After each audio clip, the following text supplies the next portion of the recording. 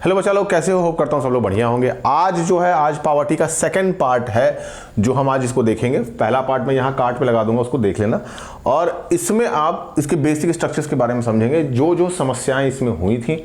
पहला तो पावर्टी के बारे में मैंने सब कुछ बेसिक स्ट्रक्चर बता दिया था कि पावर्टी को कैसे डिफाइन करना है, क्या क्या चीजें हैं, वो सब बेसिक हो गया। अब मामला आता है कि पावर्टी का कि कैसे आप डिफाइन करते हैं नंबर ऑफ द पुअर्स को। देखो शुरुआत कहाँ से होती है, पहले ही तुमसे ये है क्वेश्चंस में या टॉपिक्स में आज नंबर ऑफ द पुअर्स। बेटा नंबर ऑफ द पुअर्स की बात करेगा कि number of the poors overall थे कितने। अब देखो नंबर ऑफ द पुअर कैसे डिफाइन कर सकते हो। Number of poor is estimated as the proportion of a people below the poverty line is called head count ratio. कहने का मतलब क्या हो गया कि ओवरऑल पॉपुलेशन में अगर हम बात करें कि कितने लोग बिलो पॉवर्टी लाइन रह रहे हैं, कितने लोग बिलो पॉवर्टी लाइन रह रहे हैं, इनको ही हम हेड काउंट रेशियो कहते हैं। और इसी को हम क्या कहेंगे, इसी को हम कहेंगे पॉवर्टी। क्या कहेंगे? गरीबी। गरीबी, ठीक है। थोड़ा हिंदी हमारी डामाडोल है, ठीक। अब देखो इससे क्वेश्चन पूछ देता है, एक नंबर का क्वेश्चन तो यहां से तय है कि what is head count ratio. आपसे रीजनिंग या असर्शन में क्वेश्चन ये दे देगा, अगर किस्मत सही रही तो बच जाओगे। अब देखो क्या होता है, मामला क्या आता है कि नंबर ऑफ पुअर्स में ये डिफिनेशन देने के ही बाद असल में मामला क्या हुआ कि प्लानिंग कमीशन ने डिसाइड किया कि हम क्या करेंगे कि एक डेटा हम बनाएंगे। एक डेटा की बात की इन्होंने, एक डेटा देने की बात की कि उस डेटा के तहत हमको ये पता करना था कि कितनी पॉवर्टी है हमारी इंडिया में। पॉवर्टी कितनी है हमारी इंडिया में, पॉवर्टी का मामला क्या रहा इंडिया में। अब वो पता करने के लिए प्लानिंग कमीशन ने एक ऑफिशियल डेटा निकाला था करीबन 1963 के आसपास, या कह सकते हो 1973 के बीच में, इन्हीं दिनों के बीच में। देखो हर किताब में अलग अलग दिया हुआ है, मगर आप क्या रहे, आप क्लोज रहेंगे उसके तो चलेगा। एक आध दो साल ऊपर नीचे भी हो जाएगा तो कोई दिक्कत नहीं है, ठीक है। ऑफिशियल डेटा निकाला था प्लानिंग कमीशन ने, जो ये बात कर रहे थे किस पे, एक्सपेंडिचर मेथड पे, यानी कि कितना खर्च हो रहा है, कितना खर्च किया जा रहा है। बात किसकी होगी? खर्च पे ये पता करना था, यानी एक्सपेंडिचर पे ये पता करना था कि कितनी पॉपुलेशन हमारी किससे है, पॉवर्टी से बिलोंग कर रही है। 73 से 74 के बीच में करीबन 320 million people below poverty line. मतलब अगर हम बात करें 73 या 74 के आसपास तो करीबन 320 मिलियन के आसपास, 320 मिलियन पीपल्स जो इंडिया में रिसाइड कर रहे थे, जो पॉवर्टी लाइन के नीचे थे या पॉवर्टी पे बिलोंग कर रहे थे।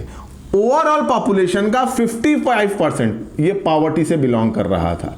बहुत बड़ा अमाउंट है ओवरऑल, मतलब समझ लो कि मोर देन 50% अमाउंट जो था वो पॉवर्टी लाइन से गुजर रहा था, ठीक। अगर हम बात करें 2011 एंड 12 की सेंसस रिपोर्ट के हिसाब से, अभी तो सेंसस रिपोर्ट आया नहीं है, जो भी आप डेटा देख रहे हैं किताबों में, ये डेटा या तो फिर ये नॉन ऑफिशियल डेटा है या फिर ये कहीं से उठाया गया है, जो उतना भरोसेमंद नहीं हो सकता है। तो अगर आप पेपर में कर रहे हैं तो आप 2011-12 का भी डेटा ले सकते हैं, वो आपके ऊपर डिपेंड करता है। दूसरा मैं कहूंगा आपसे कि आप 2011-12 का डेटा लेंगे तो वो सफिशिएंट रहेगा। उसको मतलब एक तरह से वो क्या होता है, वो ऑब्वियस सी बात है, वो NSSO द्वारा निकाला गया था तो वो बहुत अच्छा रहेगा। हाँ, नेशनल सर्वे एजेंसी के द्वारा, ऑर्गेनाइजेशन के द्वारा उसको निकाला गया था, तो वो थोड़ा सा आपके लिए अच्छा पड़ेगा। बट अगर आपकी किताब में दिया है तो उसके थ्रू भी आप जा सकते हैं। 270 मिलियन, कितना? 270 मिलियन के आसपास पॉपुलेशन हमारी क्या कर रही थी, पॉवर्टी से बिलोंग कर रही थी। यानी 270 मिलियन पॉपुलेशन जो थी वो पॉवर्टी से बिलोंग कर रही थी। लगभग 22% हमारी पॉपुलेशन जो थी, लगभग 22% जो पॉपुलेशन थी वो क्या हो रही थी, वो बिलोंग कर रही थी किससे, पॉवर्टी से बिलोंग कर रही थी। अगर हम बात करें 73 या 74 के आसपास तो करीबन 55% के आसपास, 320 मिलियन के आसपास पॉपुलेशन जो तुम्हारी पॉवर्टी लाइन के बिलो थी। उसके बाद से अगर 2011-12 की बात करें तो ये करीबन तुम्हारा मामला चला गया 270 मिलियन के आसपास, जो हमारी पॉपुलेशन का क्या था, 22% था। अगर देखा जाए तो इसमें चेंज कुछ नहीं है, कि चेंज तो 50 मिलियन का ही है ना, बट पॉपुलेशन भी तो बढ़ी है, हमारी पॉपुलेशन भी बहुत ज्यादा बढ़ी, तो उसकी वजह से ये परसेंटेज करीबन 22% के आसपास आ जाता है। बट एक बात याद रखना कि इस पूरे सिनेरियो में अगर हम इन बात करें इन 50 सालों या 60 सालों के डिफरेंस में, बट 80% जो पॉपुलेशन थी वो कहां से बिलोंग कर रही थी, रूरल एरिया से बिलोंग कर रही थी। कहां से बिलोंग कर रही थी भैया, रूरल एरिया से बिलोंग कर रही थी, गांव के एरिया से बिलोंग कर रही थी, चाहे वो मामला 1973 का रहा हो, चाहे वो मामला 2011 का रहा हो, दोनों ही सिनेरियो में करीबन करीबन पॉपुलेशन 80% पॉपुलेशन जो थी वो कहां से बिलोंग कर रही थी, एग्रीकल्चर और सॉरी विलेज एरिया से मतलब बिलोंग कर रही थी। इस मामले को देखा जाए तो 3/4 जो पावर्टी थी, कितनी थी, 3/4 जो पावर्टी थी वो कहां पे रिसाइड हो रही थी, विलेज में हो रही थी। मतलब कि हर 4 में से 3 इंसान जो पावर्टी लाइन के नीचे था उसमें से 3 लोग गांव से ही बिलोंग कर रहे थे। ये सारा मामला था। अगर हम बात करें कि कौन कौन से स्टेट सबसे ज्यादा इफेक्टेड थे, तो ये 6 स्टेट जो थे सबसे ज्यादा इफेक्टेड थे, तमिलनाडु, उत्तर प्रदेश, बिहार, मध्य प्रदेश, वेस्ट बंगाल एंड उड़ीसा। ये जो तुम्हारे 6 स्टेट थे, ये 6 स्टेट जो थे ये बहुत ज्यादा बिलोंग कर रहे थे किससे, ये बहुत ज्यादा बिलोंग कर रहे थे तुम्हारा किससे, पावर्टी लाइन से। मतलब यहां पे पावर्टी हद से ज्यादा थी, ये सबसे ज्यादा देखने को मिला।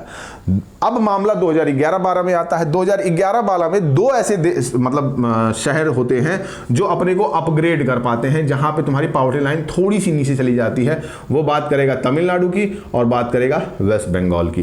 तो 4 ऐसे स्टेट थे, यानी उत्तर प्रदेश, बिहार, मध्य प्रदेश एंड उड़ीसा, ये 4 ऐसे देश थे जो अभी भी पावर्टी लाइन के बिलो काम कर रहे थे, बिलो काम कर रहे थे। ये पूरा का पूरा जो नंबर सिस्टम था पावर्टी का, यहां पे रिसाइड करता है। अब आगे चलो। अब बात आती है व्हाट कॉजेज द पावर्टी, या क्या कॉज रहा तुम्हारा पावर्टी का। देखो ये 4-5 बेसिक स्ट्रक्चर है, तुमको जो किताबों में मिल जाएगा, जिसको हम बात करेगा low level of a national product.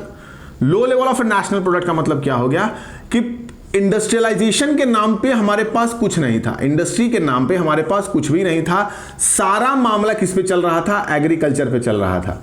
किस पे चल रहा था, एग्रीकल्चर पे चल रहा था। और एग्रीकल्चर में मोस्ट ऑफ द जो लैंड थे वो कंट्रोल कर रहे थे बड़े लोग। जब तक कौन नहीं आया था, जब तक लैंड सीलिंग वाला मामला नहीं आया था या लैंड रिफॉर्म नहीं आया था। क्या नहीं आया था, लैंड रिफॉर्म नहीं आया था, ठीक। तब तक तो प्रोडक्शन के नाम पे तो कुछ था नहीं, इंडस्ट्री के नाम पे गिने चुने इंडस्ट्री थी हमारी, चाहे वो बात करो स्टील की, चाहे वो बात करो स्टील की, चाहे वो बात करो आयरन की, चाहे वो बात करो क्लोथिंग में। क्लोथिंग में अगर हम चले जाए तो वो हो गया क्या, जूट मेकिंग हो गया, जूट मेकिंग हो गया। यहां पे बात हो गई तुम्हारी कॉटन की, खादी की। तो ये सब बेसिक इंडस्ट्री थी। बेसिक इंडस्ट्रीज इतनी ज्यादा इंप्लॉयमेंट जनरेट नहीं कर पा रही थी, और पूरी की पूरी डिपेंडेंसी हमारी कहां चल रही थी, पूरी की पूरी डिपेंडेंसी हमारी एग्रीकल्चर पे चल रही थी। और शुरुआत हुई थी अभी तो ग्रीन रिवॉल्यूशन की। किसकी शुरुआत हुई थी, अभी ग्रीन रिवॉल्यूशन की हुई थी। तो मामला ये हो गया था कि नेशनल प्रोडक्ट के नाम पे लेवल हमारा एकदम निचले स्तर पे था, डेवलपमेंट के नाम पे घंटा कुछ नहीं था, इंडस्ट्री तो एकदम नहीं थी। इस वजह से गरीबी का एक फेनोमेना तैयार हुआ। उसके बाद low rate of a growth, country हमारी अभी अभी उठी थी भाई, ऑब्वियस सी बात है। 47 में हम क्या हुए, आजाद हुए। 47 में जब हम आजाद हुए तो हमारी कंट्री की इकोनॉमिक पोजीशन तो बहुत अच्छी थी ना। इकोनॉमिक पोजीशन तो इतनी गहरी थी कि मान लो कि कोई मायना ही नहीं था इसका। एकदम बढ़िया से मतलब ले चुके थे ब्रिटिश वालों ने, मतलब कह के एकदम बढ़िया से कुछ भी नहीं छोड़ा था। अगर एक कहा जाए ये वो स्थिति हो गई थी कि आप किसी मेहमान के घर गए और मेहमान का सब कुछ बेच दिया, उसके पास कपड़ा भी नहीं है। तो हमारी इकोनॉमी की हालत कुछ इसी तरीके की हो चुकी थी कि हमारे पास अब अपने को बचाने के लिए पैसा नहीं था। गिने चुने हमारे पास इंडस्ट्री थी जो हमको सपोर्ट कर रही थी। गवर्नमेंट के पास थोड़े मोड़े पैसे बचे हुए थे ट्रेजरी में, जिससे हमारी गवर्नमेंट को ग्रोथ करने की बात हो रही थी। प्लानिंग कमीशन के थ्रू इन्होंने ये डिसाइड किया था कि चलो ठीक है, हम एग्रीकल्चर से डेवलप करने की बात करेंगे, बट किस लेवल तक। फील्डिंग, अगर हम बात करें लैंड सीलिंग की बात करें तो लैंड सीलिंग का भी मामला उतना अच्छा हुआ नहीं, लोग अपने में ही बांट लिए। तो जो स्ट्रक्चर्स तैयार हुए वो सही सिनेरियो तो बना ही था, बट इंप्लीमेंटेशन में कहीं ना कहीं गलती हो गई। और गलती क्यों भी नहीं होती, क्योंकि जब आप कंट्री से उठते हैं तो आपको कंट्री, देश चलाने का कोई तरीका ही नहीं पता है आपको कि कैसे आपको देश चलाना है, और आप कोई ना कोई गलती करते हो और वो कंपाउंडिंग होता है। एक साल की गलती अगले साल वो फिर दोहराएगी और वो बड़ी होकर आएगी। तो यही मामला था इसमें, ठीक। तो यहां पे क्या हो गया था कि ग्रोथ के नाम पे ये धीरे धीरे ग्रोथ करने की बात कर रहे थे। बहुत तेजी भी अगर ग्रोथ करते, बहुत ज्यादा पैसा भी अगर लोन लेके काम करते, बहुत ज्यादा अगर ये पैसा भी इन्वेस्ट कर देते तो वो भी अच्छा नहीं था, क्योंकि लोगों के पास स्किल भी तो नहीं था। लोगों को तो स्किल भी जनरेट करनी थी, और जो हमारे पास पहले हैं उनको सबसे पहले डेवलप करना था। तो ये भी मामला था। Heavy pressure of a population, population तो अंधा चल रही थी। 1923 के बाद हमारी पॉपुलेशन की ग्रोथ जिस रफ्तार से हुई ना, पॉपुलेशन जिस रफ्तार से हमारी बढ़ी, उसका कोई ठिकाना ही नहीं था, ठिकाना ही नहीं था। ये मामला यूरोपियन कंट्रीज में बहुत पहले ही सुधर चुका था, क्योंकि यूरोपियन कंट्रीज के लोग बहुत चालाक होते हैं। लंदन में, यूरोप में बहुत तेजी से उनका दिमाग काम करता है। वो सब ये पहले ही जान चुके थे कि पॉपुलेशन बढ़ा देंगे तो मामला गंभीर हो जाएगा। और हमारे यहाँ तो ये हो जाता है कि लड़की हो गई तो अरे एक ठो और लड़का हो जाए, फिर दूसरी लड़की हुई अरे एक ठो और लड़का हो जाए, फिर तीसरी लड़की हुई तो पता चला एक ठो और लड़का हो जाए, पता चला 10 लड़की हो गई, उसके बाद एक ठो लड़का हुआ। अरे वो इंसान है, सामने वाला तो इंसान है ना, ऐसा तो है नहीं कि गाय भैंस बकरी है, करते जाओ। तो ये एक सिनेरियो था, क्योंकि भाई इलिटरेसी सबसे बड़ा एग्जांपल क्या हो जाता है, ये सिर्फ इलिटरेसी की वजह से हो चुका था, ये सिर्फ इलिटरेसी की वजह से हो गया था। मामला सिर्फ इलिटरेसी की वजह से हुआ कि पॉपुलेशन की ग्रोथ इतनी ज्यादा हो गई और गवर्नमेंट के ऊपर क्या आ गया, गवर्नमेंट के ऊपर इनका बर्डन आ गया, गवर्नमेंट के ऊपर क्या आ गया, इनका बर्डन आ गया। उसके बाद इन्फ्लेशनरी स्पाइरल, कमोडिटी के नाम पे हमने क्या किया था कि रिस्ट्रिक्शन लगा के रखा हुआ था। क्या लगा के रखा था, रिस्ट्रिक्शन लगा के रखा था कि कमोडिटी कितनी हमको बनानी है। मैंने पहले चैप्टर में बताया था, लिबरलाइजेशन, प्राइवेटाइजेशन एंड ग्लोबलाइजेशन में मैंने बताया था कि कमोडिटी पे रिस्ट्रिक्शन लगा हुआ था। अब जब कमोडिटी पे आपने रिस्ट्रिक्शन लगा दिया तो वो तो मार्केट में उतना ही बनाएंगे जितना आपने ऑर्डर किया है, मतलब गवर्नमेंट जितना अथॉरिटी देगी उतना ही तो वो ऑर्डर बनाएगा। दूसरा, इस लेवल की इकोनॉमी को कंट्रोल करने के लिए जहां पे गरीबी ज्यादा हो वहां पे सामान भी तो ज्यादा वो नहीं बना सकते हैं। तुम किसके लिए बनाओगे, जिसमें 55% पॉपुलेशन खुद ही पॉवर्टी लाइन के नीचे है, उसके पास खाने को पैसा नहीं हो, तुम्हारे सामान का पैसा किस बात का देगी। दूसरा, आप प्रोडक्ट खुद ही बना रहे हैं, बेसिक नेसेसिटी के प्रोडक्ट खुद बना रहे हैं जो आप बाहर से मंगा सकते थे, और बाहर से भी नहीं मंगा सकते थे क्योंकि ऑब्वियस सी बात है आप पहले ही डरे हुए हो, तुम पहले ही डरे हुए हो। मेरी बात को बड़ी ही ध्यान से समझना, ये सिनेरियो उस तरीके से काम करता है कि तुम्हारे घर कोई मेहमान आता है, तुम्हारा सब कुछ लेके चला जाता है। अब तुम कभी भी किसी दूसरे मेहमान को अपने घर नहीं बुलाओगे, तुम यही सोचोगे कि सूखा रूखा खा लेंगे, रोटी के साथ चटनी खा लेंगे, बट मैं दूसरे कभी किसी मेहमान को नहीं बुलाऊंगा। तो ये मामला ये हुआ, इसकी वजह से स्पाइरल ग्रोथ बहुत तेजी हुई, इन्फ्लेशन का मामला हुआ, इसके वजह से भी हमारा डेवलपमेंट उस हिसाब से हुआ नहीं और पॉवर्टी का बहुत बड़ा कारण भी रहा। इंफ्रास्ट्रक्चर की बात हो रही है, इंफ्रास्ट्रक्चर में भैया इंफ्रास्ट्रक्चर भी तो देना था आपको इंफ्रास्ट्रक्चर देना था। देखो कैसे देंगे इंफ्रास्ट्रक्चर। अगर मैं इंफ्रास्ट्रक्चर की बात करूं, किसकी बात करूं, मैं इंफ्रास्ट्रक्चर की बात करूं, तो इंफ्रास्ट्रक्चर का मामला क्या था। देखो इंफ्रास्ट्रक्चर में बेसिक यही होता है कि आप रोड्स प्रोवाइड करें, आप हॉस्पिटल्स प्रोवाइड करें, आप हॉस्पिटल प्रोवाइड करें, आप स्कूल्स प्रोवाइड करें, आप कॉलेज प्रोवाइड करें, आप कॉलेज प्रोवाइड करें, इलनेस सेंटर बनाएं, इलनेस सेंटर बनाएं, मतलब गरीब लोगों के लिए जो इलनेस सेंटर होता है। यहाँ पे इसका सिनेरियो हुआ ही नहीं, आज तक नहीं मिला। आज हम लोग 2022 में आ चुके हैं, आगे 23 में पहुंचेंगे और 24, 25, 26 ऐसा आएगा, बट आज तक कहीं इलनेस सेंटर बना ही नहीं हमारे यहाँ। अगर किसी की तबीयत खराब हो जाए, गरीब लोग खड़े हो जाए, बाहर यूरोपियन कंट्रीज में चले जाओ, सिनेरियो बहुत पहले से था कि इलनेस सेंटर बना हुआ है, अगर आपकी तबीयत खराब है तो वहाँ आपको डॉक्टर ऑल टाइम अवेलेबल मिलेगा 24/7। बट यहाँ पे ऐसा कोई सिनेरियो नहीं है। यहाँ पे गरीब किसी की तबीयत खराब हो जाएगी, वहीं रास्ते पे मर जाएगा, कोई पूछने वाला भी नहीं है। तो इलनेस सेंटर बना नहीं, हॉस्पिटल्स पे काम नहीं किया गया, स्कूल्स पे काम नहीं किया गया, कॉलेजेस का कोई इंफ्रास्ट्रक्चर था ही नहीं। रोड्स तो चलो बेसिक हैं, इनको अगर इंक्लूड नहीं भी करते हो तो इनका कोई मायने नहीं है। बट यहां पे इंफ्रास्ट्रक्चर की बात हो रही थी, हॉस्पिटल की, स्कूल की, कॉलेजेस की, इलनेस सेंटर की, जहां गरीबों की देखभाल की जा सके। तो यहां तो मामला इंफ्रास्ट्रक्चर में खत्म हो गया। क्रॉनिक एम्प्लॉयमेंट एंड अनएम्प्लॉयमेंट की बात करते हैं, क्रॉनिक एम्प्लॉयमेंट एंड अनएम्प्लॉयमेंट की बात करते हैं। क्रॉनिक एम्प्लॉयमेंट का मतलब हो गया बेटा कि सीजनल अनएम्प्लॉयमेंट, सीजनल एम्प्लॉयमेंट भी कह सकते हो, सीजनल एम्प्लॉयमेंट भी कह सकते हो, मतलब कि सीजन आपको काम मिलेगा, सीजन काम मिलेगा। कोई छोटा सा टैलेंट है, कोई गरीब आदमी है, जब फार्मिंग होगी तभी उसको नौकरी मिलेगी, तभी वो जाएगा खेतों में काम करेगा, फार्मिंग नहीं होगी नहीं काम मिलेगा उसको। दूसरा, उसके पास कोई स्किल भी नहीं है कि वो कहीं जाके और इंडस्ट्री में काम भी तो कर सके। मेरी बात को ध्यान समझो, जिसको फार्मिंग ही जीवन भर किया है उसके पास दूसरी स्किल भी नहीं है कि उस स्किल हिसाब से वो काम कर सके। जब वो काम करेगा ही नहीं, पैसा आएगा ही नहीं, सीजन टू सीजन वो काम करेगा, उसके बाद फिर क्या, उसके बाद फिर वो तेल मले। तो ये भी मामला था।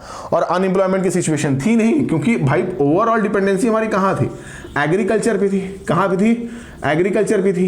दूसरा, इंडस्ट्रियल डेवलपमेंट के नाम पे घंटा कुछ नहीं था हमारे पास, इंडस्ट्री तो थी ही नहीं हमारे पास, गिनी चुनी इंडस्ट्री थी, गिने चुने लोग काम किया करते थे वहां पे। और पॉपुलेशन तो अपनी रफ्तार से जो बढ़ी रही थी वो बढ़ी रही थी, क्योंकि उसका कारण इलिटरेसी बना। ठीक, अब जो इसका बेसिक स्ट्रक्चर है, ये सब तो ऊपर ही दिखावे हैं, ये सब तो ऊपर ही दिखावे हैं, ये ऊपर से दिख रहे थे कि अरे ऐसा हो गया, हमारे पास इन्फ्लेशनरी गैप है, हमारी महंगाई है, ये दिखाने के लिए, ये जियो पॉलिटिक्स, इंटरनेशनल पॉलिटिक्स में दिखाने के लिए कि भैया हमारे पास ये था। मेन मामला ये नहीं था, मामला तो कुछ और ही चल रहा था। अब वो मामला क्या था, देखो बड़े ध्यान से। अब वो मामला क्या था, देखो बेसिक 3 मामले हमको नजर आते हैं अगर पूरे इकोनॉमिक स्ट्रक्चर को पढ़ने की अगर बात की जाए तो। पहला बात करता है social economical and political inequalities, political inequality की बात करेगा, ठीक। दूसरा सिनेरियो चल रहा था इनडेप्थनेस का, और था सोशल एक्सक्लूजन, और क्या था, सोशल एक्सक्लूजन। ये सब तो इंटरनेशनल वाला मामला चल रहा है कि चलो ठीक है, इंटरनेशनली हमको दिखाना है कि ओ हो ये हो गया, हमारे यहाँ लो लेवल ऑफ इनकम है, ओ हो ये हो गया। नहीं नहीं नहीं नहीं नहीं, ये मामला था ही नहीं यहाँ पे। असली मामला तो यहाँ पे ये 3 सिनेरियो चल रहा था कि सोशल, इकोनॉमिकल एंड पॉलिटिकल क्या कर रहे थे, हम इनइक्वालिटी को क्रिएट कर रहे थे, ठीक है। देखो इसको, अब हम बात करें किसकी, सोशल इकोनॉमिकल एंड पॉलिटिकल की। किसकी बात करें, सोशल इकोनॉमिकल एंड पॉलिटिकल की बात करें तो हमने क्या किया था कि एक गैप क्रिएट कर दिया था, मतलब कि अगर मैं शुद्ध भाषा में बोलूं तो जनरल कैटेगरी उस समय की और जो SC/ST कैटेगरी थी, इनके बीच में बहुत बड़ा गैप था, वो हमने क्रिएट किया था। इस पे कोई दो राय नहीं है, कोई कितनी भी बात बोल दे कि गरीबी की बात हो रही है, इसमें कोई दो राय नहीं है। ये हमने सोशल और इकोनॉमिकल एंड पॉलिटिकल इनइक्वालिटी को क्रिएट करके रखा था उस समय। एक गरीब आदमी जो एक मजदूर है, जो एक छोटी जात से बिलोंग करता है, अगर वो एक मंदिर बनाता है तो उस मंदिर में उसको जाने की अथॉरिटी नहीं है। वो जमीन पे बैठता है, आज वो चप्पल निकाल के बाहर बैठता है, क्यों बैठता है, ये क्या, कहां का ये इंसाफ है, क्योंकि वो छोटा है। उसके शरीर पे अगर मैल है, इसका मतलब कि वो नहा नहीं पा रहा है, वो खा नहीं पा रहा है, उसके शरीर की हड्डियां दिख रही हैं, तो उसका मतलब कि वो गरीब है तो वो मेरे अछूत है, वो नीचे बैठेगा। चप्पल निकाल के जमीन पर बैठना, आप बिस्तर पर बड़ी आराम कर रहे हैं क्योंकि आपके पास करोड़ों की संपत्ति है और उसके पास 1 रुपया नहीं है, तो इसका मतलब कि वो नीचे बैठेगा आपके। तो हमने ही तो सोशल इकोनॉमिकल उनको इनइक्वालिटी की बात कर रहे थे। अरे उनको आगे बढ़ने का मौका तो दिया होता, कभी तो ऐसा कोई मौका नहीं आया। ब्रिटिशर्स जब तक थे तब तक इन्होंने लूटा, पूरा बढ़िया से लूटा। ब्रिटिशर जब तक थे पूरा का पूरा इनको एक्सप्लॉइट किया गया। भाई काम करेगा कौन, जमींदार तो वहां काम नहीं करेंगे ना। ब्रिटिश राज में जमींदार तो आके काम नहीं कर रहे थे। अब भाई जमींदार काम करेगा ब्रिटिश राज में? ब्रिटिश राज में भी जमींदारी सिस्टम में जमींदार तो काम कर नहीं रहा था। वो किससे काम कर रहा था? वो टीलर से काम कर रहा था। और कोई टीलर कौन होगा? कोई एक टीलर कौन होगा? जो पुअर होगा ना, जो गरीब होगा, जिसको काम की इच्छा है, जिसको अपने घर में अपनी बहन बेटियों का खाना पीना ले आना है, जिसको अपना पेट भरना है, अपनी बीवी बच्चों का पेट भरना है, वही तो काम करेगा। वो लात भी खाएगा और काम भी करेगा, लात भी खाएगा और काम भी करेगा। तो ये सोशल डिफरेंस हमने क्रिएट कर दिया, इकोनॉमिकली एकदम वीक कर दिया। जमींदारी सिस्टम में इतना ज्यादा उन पे टैक्स बैरियर्स को क्रिएट कर दिया था कि उनके पास पैसा था ही नहीं टैक्स देने के लिए। टैक्स तो इस कदर से लगाया गया था कि उसकी कोई हद ही नहीं थी। तो ब्रिटिश ने पूरी तरीके से लूटा। जमींदारी सिस्टम में भी ये मामला अलग ही चल रहा था। पॉलिटिकली एकदम इनइक्वालिटी थी। पॉलिटिकली के नाम पे देखो मामला वही चला कि अंबेडकर जी से और गांधी जी से मामला वही डिबेट वाला चल रहा था। अंबेडकर जी ने कहा था कि हमको चाहिए माइनॉरिटी की एक फॉलो अप चाहिए, तो गांधी जी ने कहा कि अरे तुम तो देश बांटने की बात कर रहे हो। अरे वो आदमी क्यों नहीं बात करे जिसके घर में, जिसने पढ़ाई के लिए एक जमीन पर बैठ के पढ़ा हो और यहां तक पहुंचा हो, वो क्यों नहीं बात करेगा? बात को समझो, वो क्यों नहीं बात करेगा? इस इनइक्वालिटी के बारे में बात करेगा कि एक जमीन पर बैठा हुआ व्यक्ति, वो पढ़ने के लिए भी उसको इच्छा होनी हो, किसी के आप मुंह में थूक दीजिए, किसी के ऊपर पानी फेंक दीजिए, गंदा पानी, नाले का पानी, वो नहीं बात करेगा माइनॉरिटी की। तो भाई पॉलिटिकली भी आपने इनइक्वालिटी क्रिएट की, उनको देखा ही नहीं, एकदम अबैंडन कर दिया। अरे कौन है ये? उसके बाद से इनडेप्थनेस आ गई उनके ऊपर, गरीबी के ऊपर से भैया उधारी। भाई पेट पालने के लिए उधारी मांगोगे कि नहीं मांगोगे? टैक्सेस का इंप्लीमेंटेशन इस कदर हो चुका था कि आपको टैक्स भरने के लिए भी आपको बाहर से पैसा लेना पड़ता था। कोई जमींदारी सिस्टम में जब ये क्या करते थे कि जब टीलर से भी टैक्स लिया करते थे कि अरे तुम उगा रहे हो उस पर टैक्स दो, जो तुम बचा रहे हो उस पर टैक्स दो, उसके पास कुछ नहीं बचेगा तो वो क्या करेगा? वो जमींदार से ही तो मांगेगा कि साहब हमको कुछ दे दीजिए, मेरे परिवार में खाने को नहीं है, खाने के लिए मिला। उसके बाद से अब वो जमींदार के जीवन भर अपने वो हो गए, डेप्थ में आ गए। अरे तुम काम करो, उनकी बीवी काम करे, उनके बच्चे काम करें। स्लेवरी चल रही थी। बाहर से कहीं आए थे ये लोग, बाहर के तो थे ही नहीं, ऐसा तो है नहीं कि इनको तुम श्रीलंका से, साउथ अफ्रीका से उठा के ले आए थे। ये काले लोग थे, ये तो अपने ही लोग थे। दूसरी बात हो रही थी सोशल एक्सक्लूजन की, इनको इंक्लूड ही नहीं किया गया, साथ में कोई बात ही नहीं हो रही थी। बात करने की बात कहो, जब देश की आजादी मांगने चले गए तब उसके बाद चिल्लाए कि लोग हम सब साथ में, हम सब साथ में, और जब घर में साथ में बैठा खाना खिलाना हुआ तो जमीन पर बैठा दिए। किस बात कर रहे थे आप? किस सिनेरियो की बात कर रहे थे? किस सोशल एक्सक्लूजन की आप बात कर रहे थे? इस सोशल एक्सक्लूजन की बात कर रहे थे आप कि गरीब आदमी जिसको आजादी में आपने लड़ा दिया, वो लड़ा भी, उसके बाद भी उसको जमीन बैठा के खाना खिला दिया। अरे यार गरीब आदमी है, इसको छोड़ो, हटाओ, ये गंदा आदमी है, ये क्या हमारे साथ लड़ेगा? क्यों? कितने छोटी जाति के लोग सामने आए, कितने छोटी जाति के लोग उठ के सामने आए। अंबेडकर जी छोटी जाति से थे, है ना? पूरा कॉन्स्टिट्यूशनरी सिस्टम को तैयार करने वाला आदमी एक छोटी जाति का था। जो कॉन्स्टिट्यूशन हम इस्तेमाल कर रहे हैं छोटी जाति का व्यक्ति का बनाया हुआ, क्यों इस्तेमाल कर रहे हो? छोड़ दो, अबेंडन कर दो उसको, क्या मतलब था? तो बेसिक फैक्टर तो यही थे इसके कि ये तो दिखाने के लिए था कि हमारे पास नेशनल प्रोडक्ट नहीं है, ग्रोथ नहीं है, हमारे पास प्रेशर बचा हुआ है। नहीं, मामला ये नहीं था। मामला यहाँ पे तो ये बेसिक 3-4 फैक्टर थे। इसके साथ अनएम्प्लॉयमेंट को भी ऐड कर सकते हो, इसके साथ अनएम्प्लॉयमेंट को भी ऐड कर सकते हो, अनएम्प्लॉयमेंट को भी आप ऐड कर सकते हैं। ठीक है, यहां पे इसका बेसिक स्ट्रक्चर कंप्लीट होता है। इसके बाद देखते हैं कौन कौन से प्रोग्राम चलाए गए जिसमें मतलब हम डेवलपमेंट की बात करेंगे, जिसमें पुअर को ऊपर ले जाने की बात हो रही थी। अब देखो प्रोग्राम की बात होगी, अब कौन कौन से प्रोग्राम तुम्हारे इंक्लूड किए गए थे। देखो पहले की अगर हम बात करें तो ये बात करें प्राइम मिनिस्टर रोजगार योजना, जो पहला प्रोग्राम था जिसने क्रिएट किया था। सेल्फ एम्प्लॉयमेंट की बात हो रही थी किसमें? अर्बन एरियाज की। ठीक है, किसकी बात हो रही थी? सेल्फ एम्प्लॉयमेंट की बात हो रही थी किसमें? अर्बन एरियाज की। 1993 में ये स्टार्ट हुआ था। Implemented bye khadi and village commission, employment for educated employment. 1 number का क्वेश्चन है, पूछा जाता है, पूछ देगा, याद रखिएगा। इसमें क्या दिया जाता था बेटा? देखो इसमें ये प्रोग्राम तैयार किया गया था कि मोस्टली इसमें जो तुम्हारे एजुकेटेड जो लोग हैं, जिनके जो एजुकेटेड मतलब जो है पढ़े लिखे हैं, उनके लिए ये बात हो रही थी कि जो पढ़े लिखे हैं और वो गरीबी रेखा के नीचे हैं या गरीब हैं, तो उनके लिए हम क्या कर सकते हैं। इसमें प्रधानमंत्री योजना के साथ साथ स्वर्ण जयंती शहरी रोजगार योजना भी इसमें इंक्लूड किया गया था, जिसमें ये बात कर रही थी कि लोन फॉर 1 लाख। अगर कुछ करना है आपको, मतलब कि अगर सेल्फ हेल्प चाहिए आपको, सेल्फ हेल्प की बात हो रही थी, सेल्फ हेल्प की बात हो रही थी, अगर खुद को मदद करनी है आपको तो 1 लाख रुपए का लोन, और अगर अदर एक्टिविटीज में आपको इंक्लूड होना है तो 2 लाख रुपए का आपको लोन प्रोवाइड किया जाता था। फिर बात आती है कौन सी? स्वर्ण जयंती ग्राम स्वरोजगार योजना। स्वर्ण जयंती ग्राम स्वरोजगार योजना, जो बाद में रिस्ट्रक्चर्ड कर दिया गया था नेशनल रूरल लाइवलीहुड मिशंस में। ठीक, अब यहां पे तो लोन दिया जा रहा था, बट यहां पे बात हो रही थी किसकी? इसमें बात हो रही थी कि आपके पास कुछ अमाउंट हो, आपके पास कुछ अमाउंट हो और आप अपनी मदद करना चाहते हैं, जिनको कहा गया SHG यानी सेल्फ हेल्प ग्रुप्स, और आप क्या कर सकते थे? इसके थ्रू आप कुछ अमाउंट का लोन ले सकते थे और उससे अपना काम कर सकते थे, यानी आप अपना काम वर्क को स्टार्ट कर सकते थे। बात को समझना, इससे पहले जो हो रहा था उसमें लोन दिया जा रहा था, उसमें किसी आपको इनिशियल पैसा लगाने की जरूरत नहीं थी, आप गवर्नमेंट लोन दे देती।